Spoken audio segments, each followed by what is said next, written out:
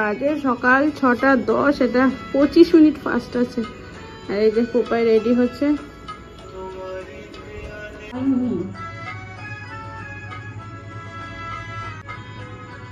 এদিক ওদিক করছিস, ঠিক করতে পারছি না, দাঁড়া না।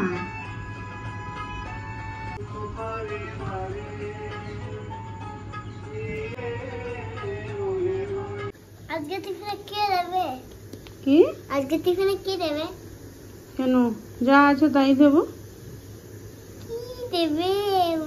মনে হচ্ছে আরেকটা কেক দেবে। আয় দিচ্ছি কেক। ভাত হয়ে গেছে, ভাত খেয়ে যাবি।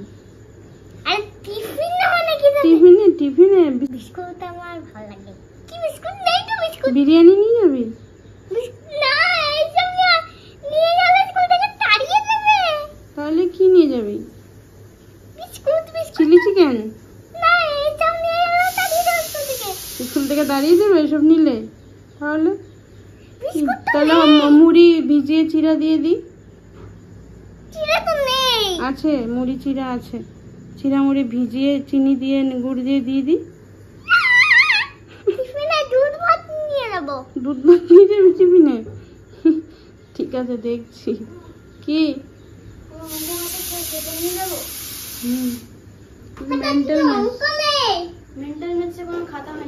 আচ্ছা ঠিক আছে, টাই পরে যে টাই।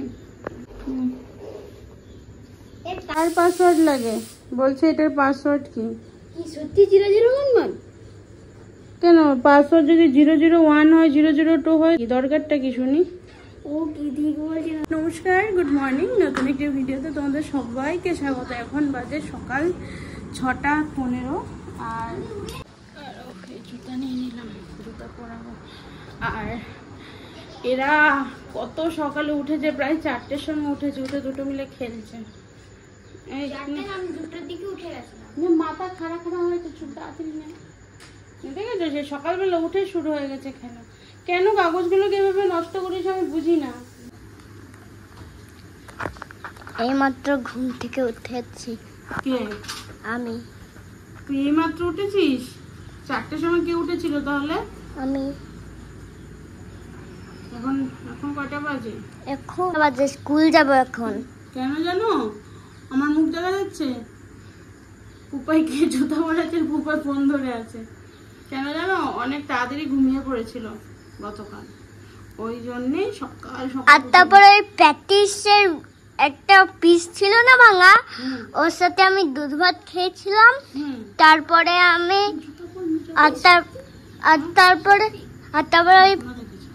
তারপরে ওই প্যাটিসের গুঁড়ো গুঁড়ো বাটতে রেখে খাচ্ছিলাম। তারপরে আর খেতে পাচ্ছিলাম না, তারপরে তোমাকে খেতে দিয়ে দিয়েছিলাম। আর তারপরে তুমি খেয়ে নিয়েছিলে। আর তারপরে আমি সোজা শুয়ে পড়েছিলাম। না, তাহলে স্বপ্ন দেখেছো? কোথায় প্যাটিসের গুঁড়ো খেয়েছো? হ্যাঁ, আমি কাল খেয়েছিলাম। এটা স্বপ্ন ছিল তাহলে? সকালে খেয়েছিলি? এটা স্বপ্ন ছিল না, সত্যিকারের। সত্যিকারের প্যাটিস কোথায় খাওয়া হলো? প্যাটিস সত্যিকারের এইখানে যখন আমি দুধ ভাত খেতে বসেছিলাম না, তখন ওই প্যাটিসটা খাচ্ছিলাম। না, স্বপ্ন ছিল এটা। ও ঠিক আছে, চলো তোমার রেডি হয়ে গেছে। এবার ভাত বসিয়েছি, আজকে দুধ ভাত খাবো। আমি আজকে টিফিনে দুধ ভাত নিয়ে যাব।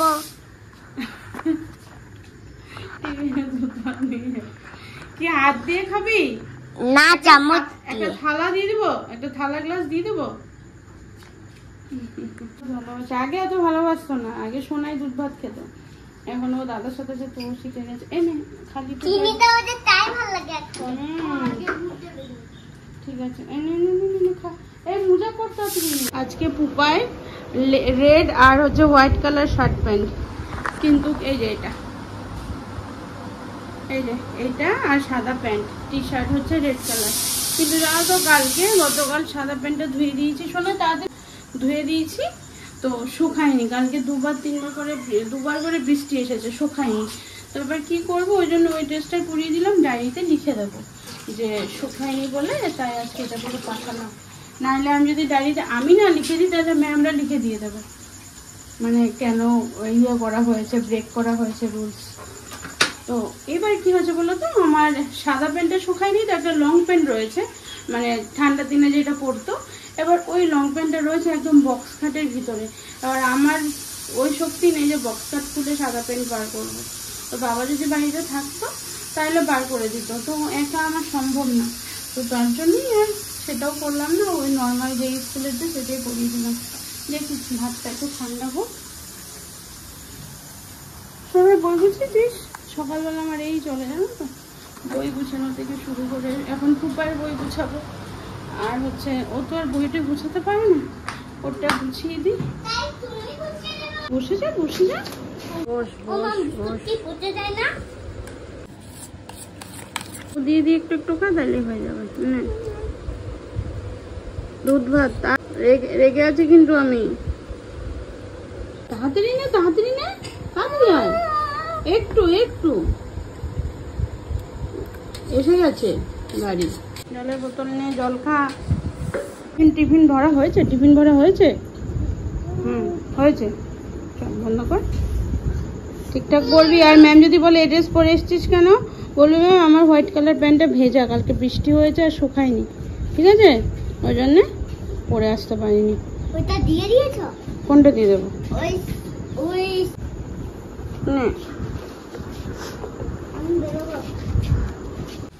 চল না, চাবিটা খোল। যা, সঙ্গ পেয়ে গেছে। নিয়েছিস তো? দাঁড়া, দেখে চুল আমি আছাতে বলেছিলাম, তারপরে তুই দেখ সাথে সাথে আশ্বাস নি, দেখ কি অবস্থা হয়ে আছে। আকাশটা কি সুন্দর হয়ে আছে দেখো। সকালবেলা এক রাউন্ড আসবেই ঘরে। আমি একটু ফেলে রেখেছিলাম পুরো চালের, এসে খাচ্ছে। সকালবেলা এসেছিল তো, দেখলে মানে আগে ক্লিপে ও চলে গেল, কারণ তখন অবধি আমি কিছু দিইনি, তো এখন এই দিয়ে রেখেছি, তাই খাচ্ছে এখন। ভালো লাগে। এই একটাই শালিক আসে, সোনাই পুপা যখন স্কুল থেকে আসে তখনও ওরা যখন জুতো টুতো খুলে তারপরে ঘরের ভিতরে ঢুকে যায়, ও আসবে, এসে এদিক ওদিকে যেরকম এরকম করে হাঁটবে, হেঁটে তারপরে আবার চুপচাপ বেরিয়ে যাবে। পুপাই খুব ভালোবাসে ওকে, বলে যে ওকে আদর করবো, ওকে দুধ খাওয়াবো, ওকে আমি অনেক চাল খাওয়াবো, এরকম বলে। দেখো কি সুন্দর লাগে না?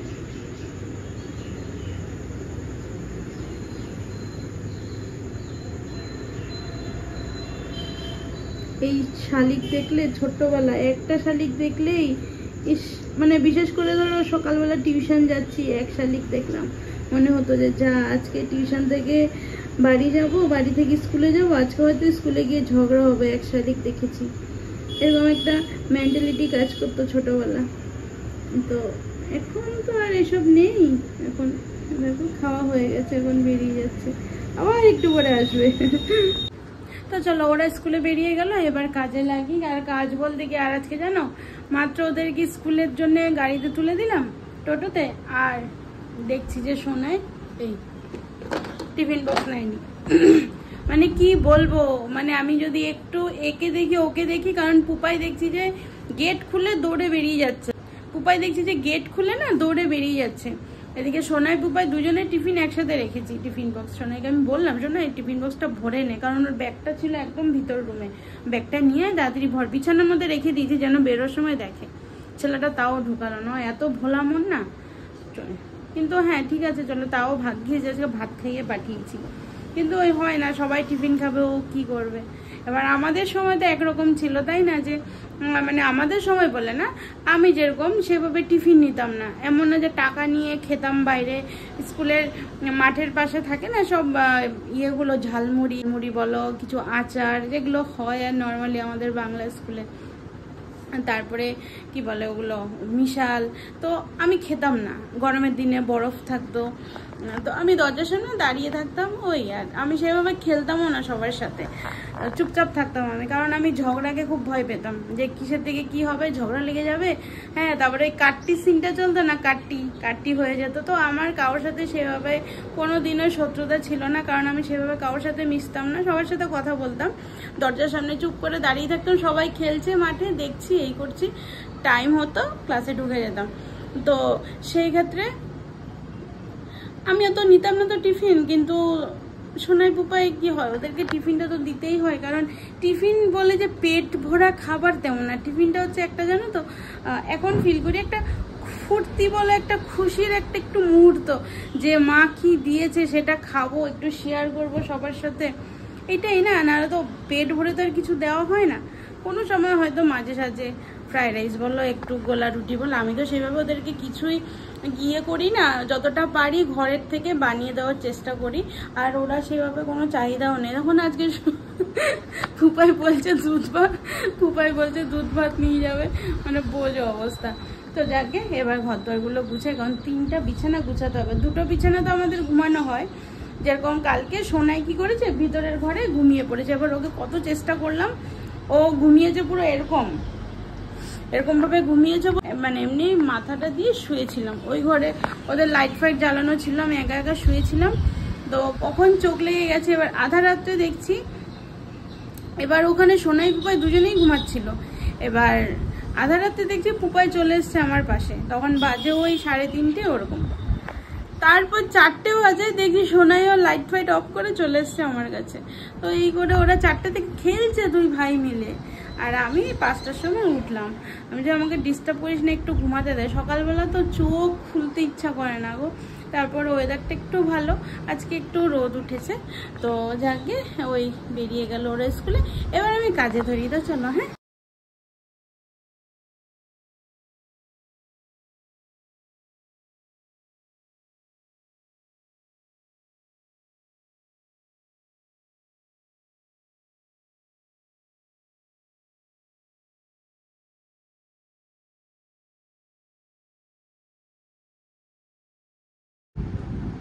চলো, এখন অনেক কাজ আছে। এই ঘরটা জাস্ট গুছানো হলো, এখনো ভিতর ঘরগুলো গুছানো হয়নি। তো এই যে ভিতর ঘরগুলো গুছাবো, লাইট ফাইট চালানো হয়নি, কিন্তু তার আগে মনে হলো যে কাপড়গুলো রোদে দিই, কারণ গতকালের কাপড় না কিচ্ছু শুকায়নি, জানো তো। এখন একটু রোদ উঠেছে, শুকিয়ে নিই, নাহলে আবার আজকের আবার ধোয়ার আছে, তো সেইগুলো করতে গেলে কি হবে, ওই কাপড়গুলো কোথায় মেলবো তখন। তো ওই জন্যে এই যে দেখো কতগুলি কাপড় রয়েছে, এগুলো সব দেবো এবার। এই কাপড়গুলো মেলে দিয়ে, এই যে এই প্যান্টটা আজকে পুপাই স্কুলে পরে যেত, কিন্তু ভিজা। হ্যাঁ, আমার একটু ভুল হয়েছে, যাই বলো, আমি রাত্রেবেলা যদি এই প্যান্টটা ফ্যানের নিচে দিয়ে রাখতাম হয়তো আসিয়ে যেত, কিন্তু ওই ভুল তো আছে, আমারও ভুল হয়েছে, এমন না যে ভুল হয়নি।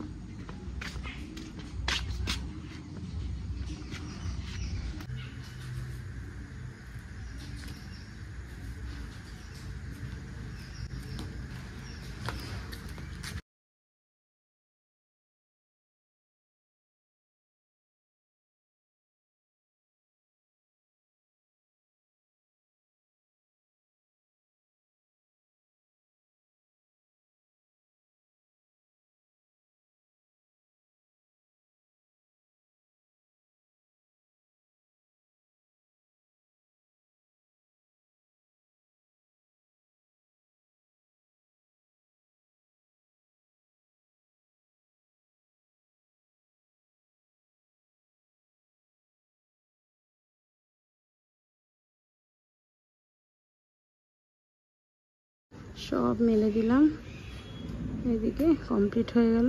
দেখতে পাচ্ছ কত কাপড়, একদম পুরো শেষ পর্যন্ত। চলো এবার আবার শুরু করি, এবার ঘর গোছানো। ঘর গোছাতে প্রায় আধ ঘন্টা লেগে যায়, তারপর কাপড় চোপড় থাকে, তো এত কাপড়, বাচ্চা থাকলে যা হয়, সব তো বাচ্চাদেরই কাপড় বলো, এগুলো গুছিয়ে উঠতে হবে। তারপরে স্কুলে গেলে যা হয় পুরো যুদ্ধ চলে, তো সেগুলো কাটিয়ে তারপরে ঘরদোর পরিষ্কার করতে লেগেই যায়, হলো। তারপরে ঘরদোর পরিষ্কার করবো, তো সবকিছু হয়ে যাবে, তারপর যখন ওরা আসবে ঠিক এখন যেরকম দেখতে পাচ্ছ সেম ওরকম হয়ে যাবে, এত মানে আসার সাথে সাথে ঘর নোংরা। তো চলো, হ্যাঁ এই ঘর গোছানো হয়ে গেল, এইদিকে এই ঘরও মোটামুটি গোছানো হয়ে গেল।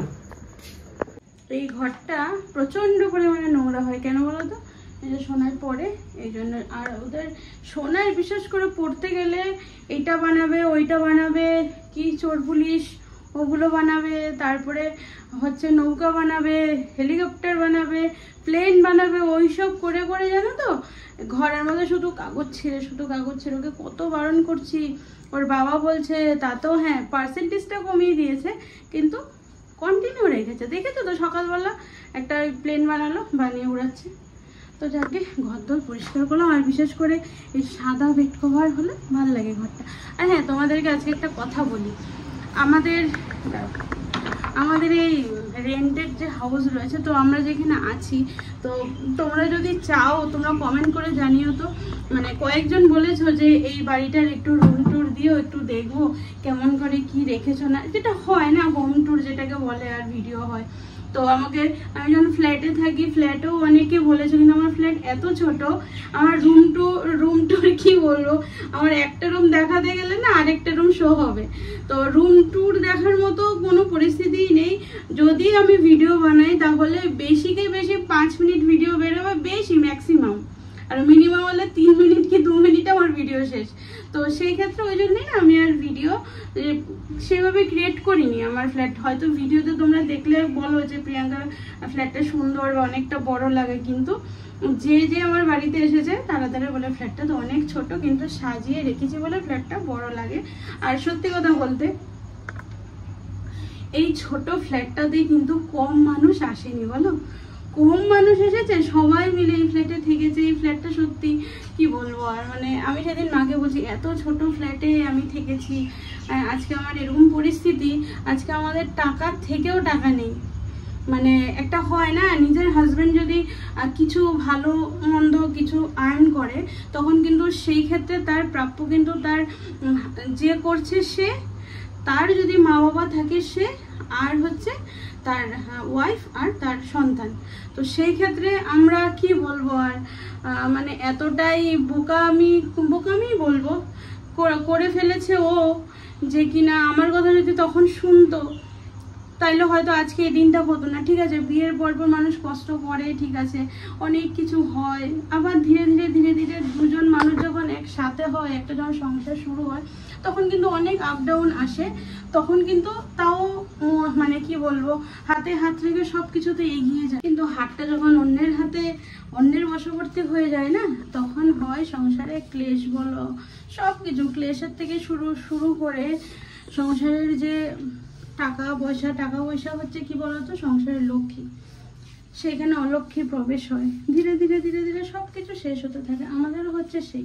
তো আমি যে বলি না যে আমার ভুলটা কোথায়, আমার ভুল হচ্ছে আমি বেশি নিজের মানে আমার নিজের যেটা আমার একান্তই নিজের, এই ব্যাপারটাকে আমি পাবলিক করে দিয়েছিলাম। মানে যে ঠিক আছে চলো তোমরাও টাইম স্পেন্ড করো, আমিও করছি, কারণ একটা তো দায়িত্ব থেকে যায়। হ্যাঁ নিশ্চয় আমার শ্বশুর শাশুড়ি নেই, তারপরে আমি ভেবেছিলাম যে ঠিক আছে চলো, আমি একা, ওর মা বাবা নেই, তারপরে সবাই তো আছে, তো ওদের সাথে টাইম স্পেন্ড করুক, তো আমার সাথে তো সবসময় থাকে। আমি এই জিনিসটা করেছিলাম, আর এইটাই হচ্ছে সবচেয়ে বড় ভুল। হ্যাঁ অবশ্যই এবার তোমরা বলতে পারো যে কেউ কি আর সংসার নিয়ে থাকে না, আমি মানুষের সাথে মিশতে পারি না তাই হয়তো তুমি বলছো না, মানুষের সাথে মিশতে কোনোদিন এক হাতে তালি বাজে না, তাই তো? এইবার তুমি যখন দেখবে একটা জায়গাতে তুমি প্রতিনিয়ত অসম্মান খিল্লির পাত্র হচ্ছ, হ্যাঁ আমার ট্যাগ আছে আমি আসামের মেয়ে, সেই দিক থেকেও হতে পারে, তো সেই জায়গা থেকে আমি মনে করি যে সরে যাওয়া উচিত। ইভেন একটা বউকে যখন অপমান বলো বা খিল্লির পাত্র বলো বা যা খুশি মুখে আসে, বা খারাপ ড্রেস পরে একটা বউয়ের সামনে গিয়ে বাজে কথা কিছু বলা, এতটাই সাহস কে দেয়? একমাত্র হাজব্যান্ড দেয়। তো সেই জায়গাতে হাজব্যান্ডের কি উচিত যে ওখান থেকে বউকে সরিয়ে নেওয়া, তাই নাকি? আমি যদি কিছু ভুল বলে থাকি তোমরা অবশ্যই আমাকে কমেন্ট করে জানাবে। তো সেই জায়গাতে কিন্তু একটা সম্পর্ক কোনো দিনও ভালো থাকতে পারে না, কারণ দুজন দুজনকে ভালোবাসতে হবে, তবে সম্পর্ক টিকে। সেটা যেই সম্পর্কই হোক, মা বাবার হোক, শ্বশুর শাশুড়ি হোক, হাজব্যান্ড ওয়াইফের হোক, যেটাই হোক।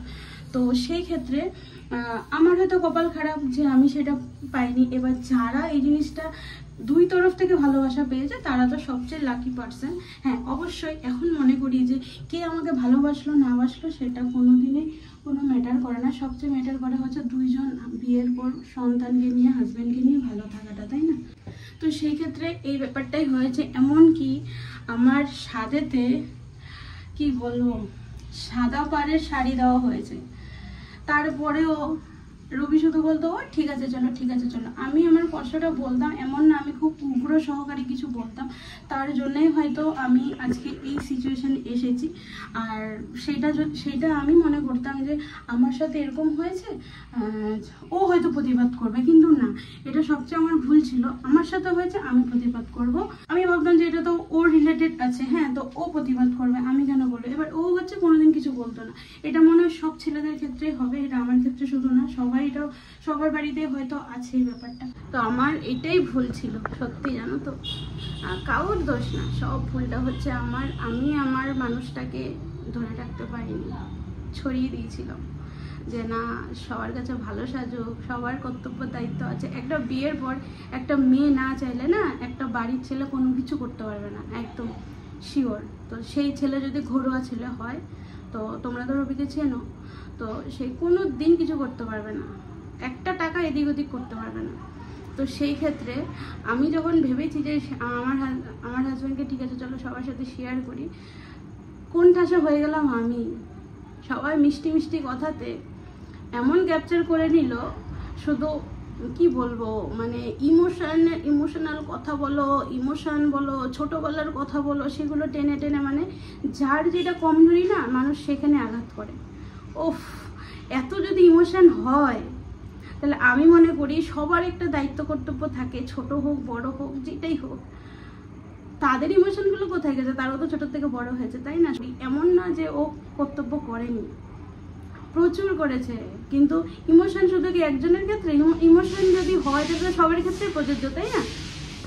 তো সেই ক্ষেত্রে না, আমি একটাই কথা বলবো, যেখানে বিয়ের পর যেখানে হয়তো আমি ভুল হতে পারি, কিন্তু আমার এক্সপিরিয়েন্স থেকে বলছি, এই ভুলটা কোনোদিন করো না। বিয়ের পর যেখানে দেখবে নেগেটিভ রয়েছে, সেখান থেকে একদম পুরোপুরি হাজব্যান্ডকে হোক, সন্তানকে হোক, সরিয়ে নেবে। কারণ আমি বলছি, একটা মেয়ের জীবনে না বিয়ের পর আর কিছু থাকে না। মানে শ্বশুর বাড়ি বলবো না, হাজব্যান্ডের বাড়ি, হাজব্যান্ডের সাপোর্ট, হাজব্যান্ডের ভালোবাসা, হাজব্যান্ডের সাথে আন্ডারস্ট্যান্ডিং ছাড়া না সংসারের কিছু তো হয় না, সংসারের সব হয় না। আর একটা সংসার করতে গেলে একটা মেয়ের জাস্ট একটু পিছন দিকে একটু ধাক্কা লাগে, একটা মেয়ে সব করে নিতে পারে তারা হাসি মুখে। আর একটু ভালোবাসা চায়, আর একটু যেটা হয়, আর একটা বিয়ের সম্পর্কের মধ্যে ভালোবাসার থেকে সবচেয়ে বড় কথা হচ্ছে সম্মান। আমি ছোট বলে শুধু বড়কে সম্মান করে যাব, আর বড়রা সবসময় আঘাত করে যাবে, এইটা হলেও কিন্তু সংসার হয় না।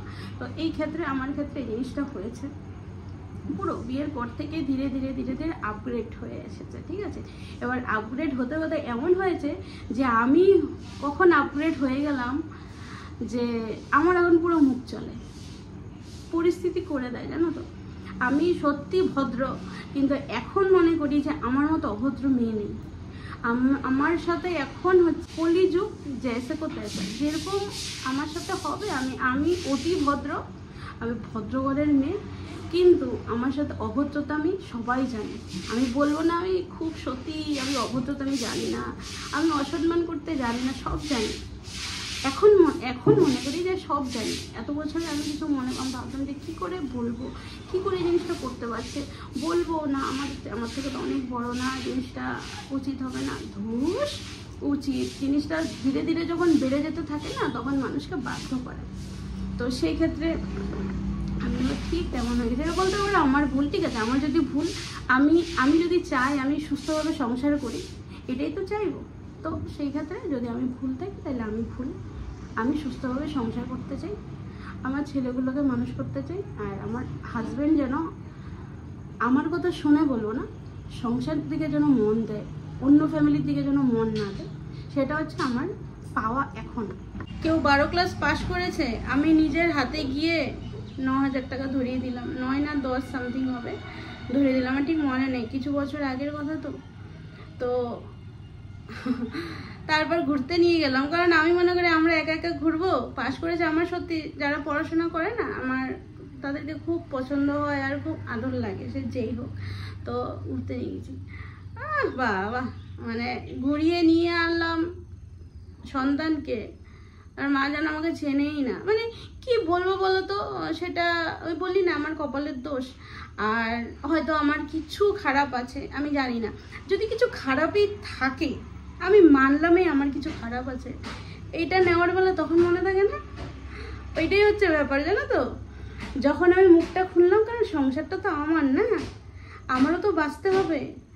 আর কে কার জন্য কত টাকা নিয়ে বসে আছে গো। এই বাজার দরে টাকা দিতে পারলে ভালো, নিজে সবকিছু দিয়ে দাও তাহলে ভালো। হ্যাঁ, ভালো মানে কি, রবি ভালো, আমি কোনোদিনই ভালো না। কারণ রবি আমাকে বিয়ে করেছে বলে আমি কোনোদিনই ভালো না, কারণ এটা এক্সপেকটেশনের বাইরে ছিল যে রবি বিয়ে করবে, ঠিক আছে। এটা হচ্ছে বুঝি এখন, নাহলে কেন আমি না কারোর সাথে সংসার করছি না কিছু করছি, আমি থাকি আমার মতো, তাহলে কেন আমি ভালো থাকতে পারছি না? কেন আমি জড়িয়ে নিয়েছিলাম সবাইকে, জানো তো, যে হ্যাঁ আমি জড়িয়ে নিয়ে সবাইকে থাকবো, আর আমার এই মানুষটা সবাইকে নিয়ে থাকবো। কোথায়, আমরাই থেকেছিলাম জড়িয়ে, কেউ থাকিনি। ধীরে ধীরে যখন আমি নিজের সংসার, নিজের সন্তানের কথা, নিজের হাজবেন্ডের কথা, নিজের ভবিষ্যতের কথা মানে বুঝতে লাগলাম, তখন ধীরে ধীরে যখন জিনিসগুলো কমিয়ে আনতে চেষ্টা করছি, তখনই লেগে গেল ক্লেশ, তখনই শুরু হয়ে গেল রবিরও কথাবার্তা চেঞ্জ। তার মানেটা কি, তার সব দোষটা আমার। এত বছর ধরে যেগুলো হয়ে আসছে সেগুলোকে আমি বারবারান্ত করেছি, আমি সেগুলোতে আটকাইনি, কারণ আমি এত কিছু বুঝতাম না যে সত্যি মা বাবাই হয়, অন্য কেউ হতে পারে না। হতে পারে রেয়ার।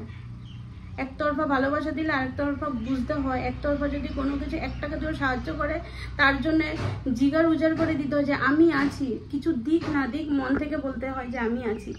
না, সেটা যে মন থেকে হিংসা, যেন আরো ক্ষতি হোক, তবেই না সাদে দেয় কালো সাদা পাড়ের শাড়ি, তবে বিয়ের পর প্রথম বউকে দেয় ভিতরটা হচ্ছে খয়েরি, মানে ইটও বলবে না, ইটের থেকেও মানে কি বলবো আরো ডিপ কালার, তার মধ্যে পুরোটা হচ্ছে কালো রং, পুরো কালোর প্রিন্ট করা, আর পাটটা হচ্ছে এরকম মোটা কালো, এখনো আছে শাড়িটা আমার। তো এই হচ্ছে মেন্টালিটি, বুঝছো তো।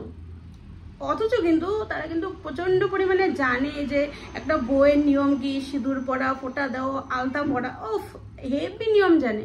কিন্তু আমাকে দেওয়ার বেলা তখন নিয়ম জানি না কোথায় চলে যেত। এটাতেই মানুষ বোঝা যায়, মানুষের দেওয়া হতে বোঝা যায়। আর আমি যখন দিতাম না, আমি দেখেছি আমার বিয়ের পর রবি নর্মাল ভালো দোকানে যেত, যতীন দাস পার্ক থেকে বড় একটা দোকান ছিল, ওখান থেকে কেনাকাটা করতো। আমি বিয়ের পর থেকে আমি শুরু করলাম যে না, দোকানে কত বলবো, এটা বার করুন ওটা বার করুন, পছন্দ হচ্ছে না মলে চলো। বাজার কলকাতা হোক, এম বাজার হোক, সব মলে নিয়ে গড়িয়াহাটে বড় বড় মলে নিয়ে গিয়ে আমি বাজার করতাম, পুজোর বাজার। তো সবার কাছে সবাইকেও ভালো হতে পারে না, তাই না। যতক্ষণ কথায় আছে না, যতক্ষণ পাতের ভাত ততক্ষণ আশীর্বাদ, এটা হচ্ছে শিখেছি এই কথাটা, এখন মনে করি।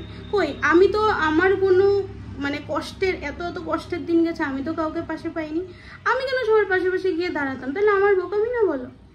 কারোর কোনো কিছু একটা হচ্ছে, থোক টাকা, কারোর অপারেশন হচ্ছে, থোক টাকা রবি দিয়ে দিচ্ছে, পাল্টি কিন্তু কিছু আসে না। যে এইটা আমি বলছি না তোমাদেরকে যে এই টাকাটা ধারে দিয়েছে মানুষের একটা কিছু, আজকে যদি আমার কিছু অসুখ হয়, আমার যদি বলতে নেই, আমার যদি টাকা শর্ট পড়ে, তারা কিন্তু দেবেন 1 টাকা, কাউ থেকে ধার নেবো যে আমি শোধ করে দেবো, কোনো ধার ধুর নয়, ক্যাশ। তারপরেও রেসপেক্ট বলে, রেসপেক্ট ছাড়ো, রেসপেক্টের গুলি মারো, ভালোবাসা অন্তত পায় মানুষ, তাই না। সে ভালোবাসা না, মুখ দিয়ে ভালোবাসা দেখাবে, আর টোটালি পুরোপুরি পলিটিক্স। মানে আমার সামনে একরকম, রবির সামনে আরেক রকম, বোঝো। এই জিনিসটা ও রবিকে বোঝাতে পারতাম না, আমাকে শুধু বলতো যে কি করে, কারণ ও বিশ্বাস করতো, ও ভাবতো যে না আমার সাথে তো ভালো। ওখানে হয়ে গেছে। আচ্ছা, নিয়ে কোথায় যাচ্ছ? তো চলো, অনেক কথা হলো। কথা হলো এবার চান টান করি, চান টান করে পুজো করতে হবে, এই হচ্ছে ব্যাপার। বললে অনেক কিছু মুখ দিয়ে বেরিয়ে যায়, বলি না তোমাদেরকে, বলি না কিছু, তো এই হচ্ছে ব্যাপার, বলি না, বললে অনেক কিছু। এবার বলতে পারো যে আমি সোশ্যাল মিডিয়াতে আছি বলে আমি বলছি, তারা না, তার রেকর্ডিংও সব আছে, বলুক কি বলবে। আমার যদি কিছু থাকে, কি আমার থেকে কি এক্সপেকটেশন কি থাকে, আমি তো বউ। আমাদের এই ব্যাপারটা ঠিক হয়েছে কেমনে জানো? কল রেকর্ডিং করেছি, শুনিয়েছি রবিকে, তবে গিয়ে বিশ্বাস করেছে যে সত্যি তো পুরো দোগলা।